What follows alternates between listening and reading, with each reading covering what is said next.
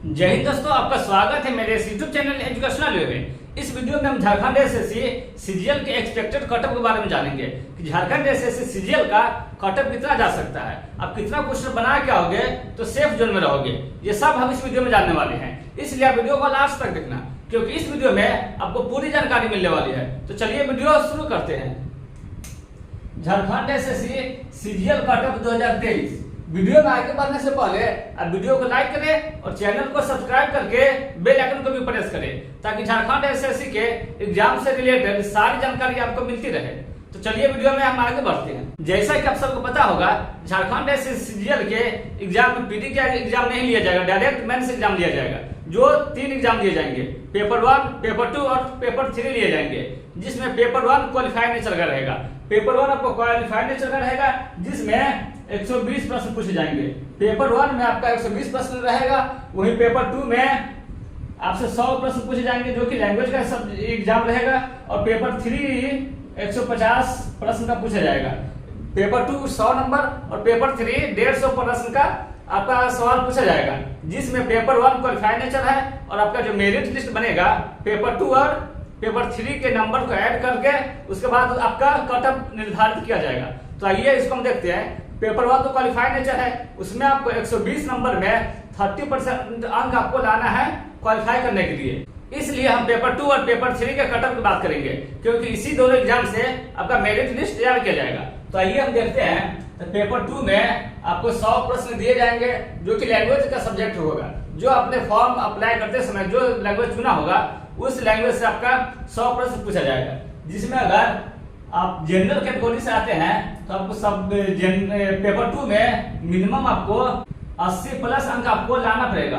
80 plus अंक आपको लाना पड़ेगा, क्योंकि झारखंड एसएससी में कटअप में आपको नंबर उठाने के लिए पेपर 2 से ही आप ज्यादा से ज्यादा नंबर उठा सकते हैं, क्योंकि एक सब्जेक्ट रहेगा, इसी से आपका 100 प्रश्न पूछा जाएगा। और इसमें आप जितना ज्यादा नंबर हो सके आपको लाना पड़ेगा, क्योंकि पेपर 3 में ये सब सब्जेक्ट को मिला के 150 प्रश्न पूछा जाएगा, जो कि हार्ड हो भी सकता है। अगर आप नंबर उठाना चाहते हैं तो आपको पेपर 2 से ही अच्छा खासा नंबर उठाना पड़ेगा। तो अगर आप मिनिमम 80 जनरल कैटेगरी से आते हैं और अगर 80 से कम नंबर लाते हैं तो ये थोड़ा मुश्किल हो जाएगा कि आप कटअप के अंदर आ सके। इसलिए आपको मिनिमम जनरल कैटेगरी से 80 से 85 नंबर तक आपको लाना पड़ेगा। ओबीसी कैंडिडेट की बात करें तो ओबीसी को 75 प्लस नंबर लाते हैं तब आप सेफ जोन में रहेंगे। वो ईडब्ल्यूएस कैंडिडेट के लिए पेपर 2 में ईडब्ल्यूएस कैंडिडेट के लिए 74 प्लस नंबर रहेगा। एससी कैंडिडेट के लिए 70 प्लस नंबर लाना पड़ेगा और एसटी कैंडिडेट के लिए भी 70 प्लस नंबर लाना पड़ेगा आपको, क्योंकि पेपर 2 से ही आप ज्यादा से ज्यादा नंबर उठा सकते हैं। ये सब जो मैंने आपको बताया है एक्सपेक्टेड कटअप, आप इससे भी ज्यादा नंबर लाने की कोशिश करें, क्योंकि पेपर 2 से आप नंबर उठाएंगे तो आपको पेपर 3 में इसका बेनिफिट मिलेगा। क्योंकि अगर पेपर 3 में अगर आपका थोड़ा बहुत नंबर कम भी होता है तो वो आपका मैनेज पेपर 2 कर देगा, क्योंकि पेपर 2 और पेपर 3 को ऐड करने के बाद आपका मेरिट लिस्ट तैयार किया जाएगा। वही पेपर 3 के कटअप की बात करें, एक्सपेक्टेड कटअप की बात करें कि आप कितना नंबर लाते हैं पेपर 3 में, तो सेफ जोन में रहने की संभावना है। तो अगर आप जनरल कैटेगरी से आते हैं तो आपको 90 प्लस नंबर लाना पड़ेगा मिनिमम। अगर आप 90 प्लस नंबर लाते हैं जनरल कैटेगरी से, तब आप सेफ जोन में रहेंगे। वही ओबीसी कैंडिडेट की बात करें तो ओबीसी कैंडिडेट को 87 प्लस नंबर लाना पड़ेगा, क्योंकि इसमें पेपर 3 में आपका 150 प्रश्न पूछा जाएगा। पेपर 3 में 150 प्रश्न पूछा जाएगा, जो कि एक सही उत्तर के लिए आपको 3 नंबर दिए जाएंगे और एक गलत उत्तर के लिए आपका 1 नंबर काटा जाएगा। तो ये आपका पेपर 3 450 नंबर का पूछा जाएगा, 450 अंक का पूछा जाएगा, जिसमें आपको 90 प्लस प्रश्न बनाने, या ये नंबर नहीं, ये प्रश्न है, आपको 90 प्लस नंबर सही करके आना है।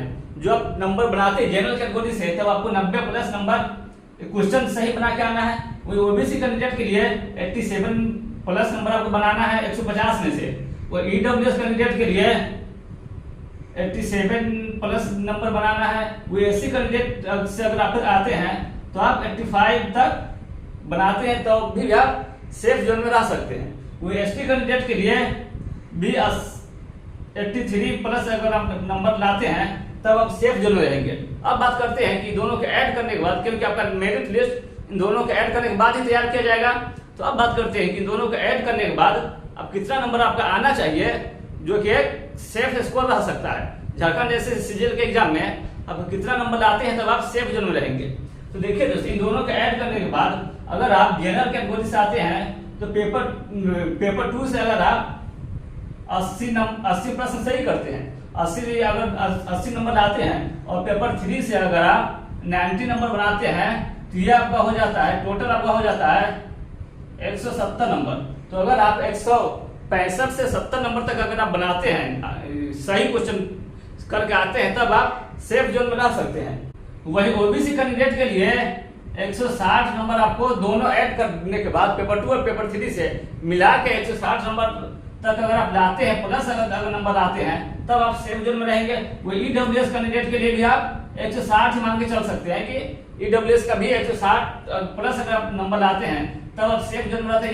158 नंबर आपको लाना पड़ेगा वो ईडब्ल्यूएस कैंडिडेट से है। तो वही एससी कैंडिडेट के लिए आपको 155 लाना पड़ेगा, और एसटी कैंडिडेट के लिए आपको 150 नंबर प्लस नंबर आपको लाना पड़ेगा अगर आप झारखंड एसएससी सीजीएल में रिजल्ट लेना चाहते हैं। तो क्योंकि झारखंड एसएससी में आपको अच्छे स्टूडेंट देखने को मिलेंगे जिन्होंने फॉर्म डाला है, क्योंकि इस एग्जाम में कंपटीशन हार्ड है, तो जाहिर सी बात है इसका कटअप भी हार्ड जाएगा। इसलिए आपको ज्यादा से ज्यादा रिवाज करना है और अपना 100% तैयारी में देना है। आप पूरा फोकस आपका 100% आपको तैयारी में देना है, तभी आप झारखंड एसएससी सीजीएल का एग्जाम निकाल पाएंगे, रिजल्ट आप ले पाएंगे। तो आज के लिए बस इतना ही। उम्मीद है यह वीडियो आपको पसंद आया हो, तो वीडियो को लाइक करें और चैनल को सब्सक्राइब करें। फिर मिलते हैं अगली वीडियो में, तब तक के लिए जय हिंद।